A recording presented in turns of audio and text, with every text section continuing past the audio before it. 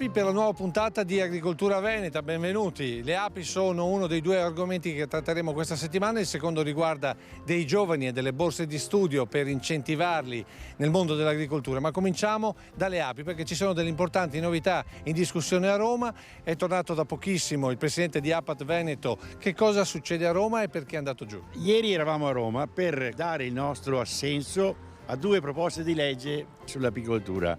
Per esempio c'è il discorso di abbassare al 10% l'IVA sulla pappa reale e sul servizio di impollinazione, come avviene per gli altri prodotti agricoli. Poi un altro tema molto importante è fare promozione a scuola. Entrare come argomento nel programma degli studi dei bambini fra, per esempio, le scienze naturali, ma proprio anche per mostrare alcune caratteristiche, capacità dell'ape che può insegnare ai ragazzini anche a difendersi, per esempio, contro il fenomeno purtroppo abbastanza diffuso e frequente del bullismo. Poi per terzo argomento è la certificazione, perché troppo spesso sugli scaffali viene scritto miele, ciò che miele non è. Sì, attualmente con la faccenda di questa moda del vegano si sono inventati questa gran bella truffa del miele vegano. Per forza di cose deve essere uno sciroppo di mais o di riso con aggiunta di qualche aroma che lo renda un po' simile al miele di acacia, di castagno o di tiglio. Il miele di per sé è una produzione zootecnica animale, non può essere miele vegano, non esiste, è una truffa e per legge deve essere vietata l'utilizzo della parola miele per ciò che miele non è. Non sarà questa l'unica novità di cui discuteremo subito dopo i titoli. Abbassare l'IVA su pappa reale e impollinazioni, inserimento scolastico come specifica materia didattica, protezione dalle truffe sugli scaffali, questi temi di discussione in Senato per una nuova legge sull'apicoltura, mentre ancora troppi viticoltori credono che avere le api non sia una risorsa ma un danno. 6 borse di studio come premio per altrettante tesine presentate. Dopo i successi del Cerletti di Conegliano, il Condifesa TVB finanzia gli studenti meritevoli anche all'Agrario di Lonigo. Un sostegno continuare la formazione all'università. Da dolcificante utilizzabile anche dai diabetici a elemento curativo per mal di gola e disturbi digestivi. Renzo Gatto ci descrive le 1000 proprietà del miele suggerendo una ricetta per ringiovanire la pelle con una vera e propria maschera di bellezza. Anche le tartarughe sono diventate per molti animali da compagnia. Con il veterinario Marco Martini impariamo alcune semplici regole per il loro mantenimento, ma soprattutto le leggi che ne regolano l'adozione. Appena annunciata la sua nomina e dopo mesi è tornata la pioggia, mai cognome più appropriato per un commissario alla siccità. Una coincidenza che non è sfuggita alla matita di Beppe Fantine, che ha dedicato l'agrifoglio di questo mese a Nicola Dell'Acqua.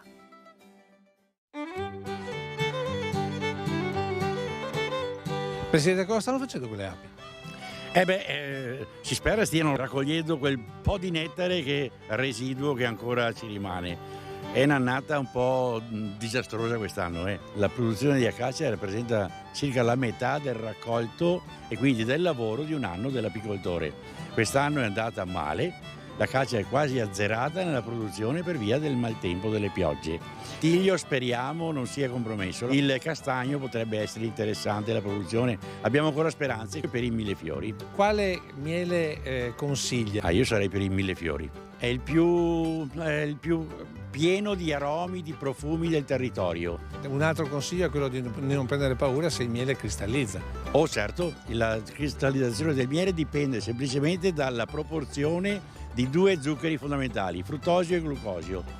Più c'è fruttosio, come nel nettare dell'acacia, il miele rimane liquido più a lungo. Se c'è invece più glucosio, come per esempio nel tarassaco, nei millefiori, nel tiglio, il miele tende a cristallizzare. Allora è una garanzia il fatto del miele cristallizzato, è una garanzia che il miele è genuino, che non è stato pastorizzato, che non è stato riscaldato troppo per renderlo fluido, liquido come gran parte del miele che purtroppo si trova negli scaffali dei supermercati. Uno sciroppo di mais o di riso con un'aggiunta di qualche aroma che lo renda un po' simile a certi nostri mieli veneti o nazionali, insomma, poco più di €1 al chilo lo puoi trovare.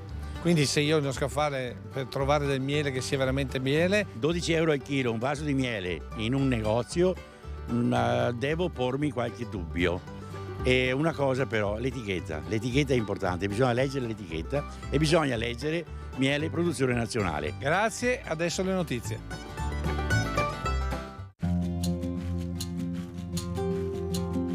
Sarà pubblicato a giorni dal Ministero il secondo bando per la realizzazione di parchi agrisolari. L'intervento si pone all'interno del Piano Nazionale di Ripresa e Resilienza e promuove la realizzazione di impianti fotovoltaici sui tetti di fabbricati agricoli, con la finalità di favorire l'autosufficienza energetica del settore agricolo e agroalimentare. Un provvedimento con importanti novità, a partire dall'incremento del contributo a fondo perduto che può raggiungere l'80% della spesa ammessa e l'introduzione del concetto di autoconsumo condiviso. 110 milioni di euro per nuove tecnologie di produzione del biometano. Il finanziamento arriva dall'Unione Europea per aumentare di almeno il 50% la produzione di biometano, riducendo sensibilmente i costi di produzione per evitare le emissioni in atmosfera di gas a effetto serra e creare nuovi posti di lavoro in Europa entro il 2030. Sono questi gli obiettivi del nuovo progetto europeo Biometaverse, che vede coinvolti 22 partner provenienti da 9 paesi UE, tra cui Enea, Politecnico di Milano, SIAD e Consorzio Italiano Compostatori. Più 3% di assunzioni nel comparto agricolo. È il dato che emerge dall'ultimo report di Veneto Lavoro, pubblicato in questi giorni con termine di riferimento alla fine di aprile. Un trend in crescita simile a quello del comparto turistico e nettamente contrario a quello industriale, che invece segna una flessione. Nel complesso, in Veneto si registra un aumento di 43.000 posti di lavoro da inizio anno.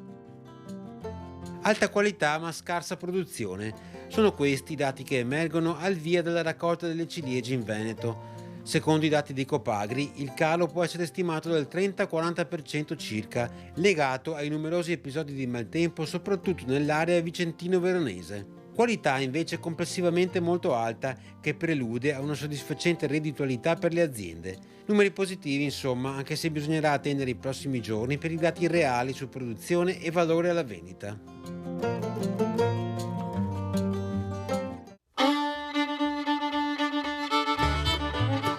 Presidente, altro tema riguarda invece i viticoltori, che sono assolutamente convinti che le api rovinino l'uva.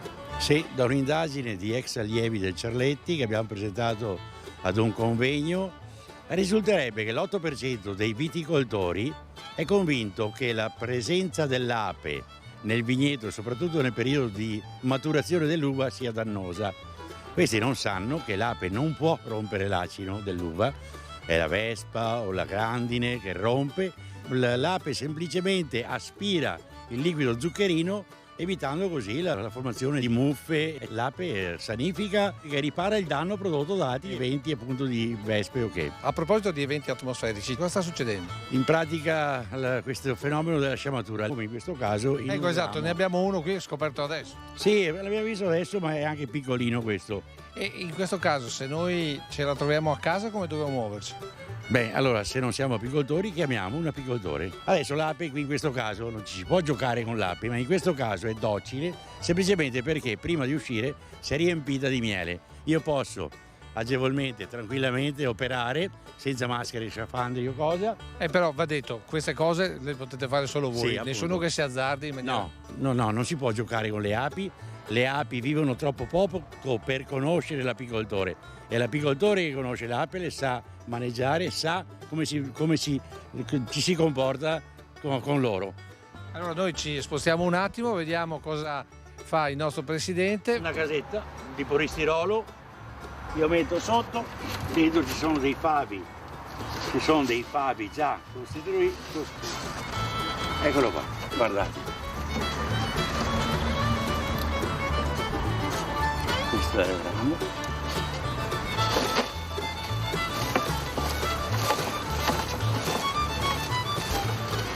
Eccolo là.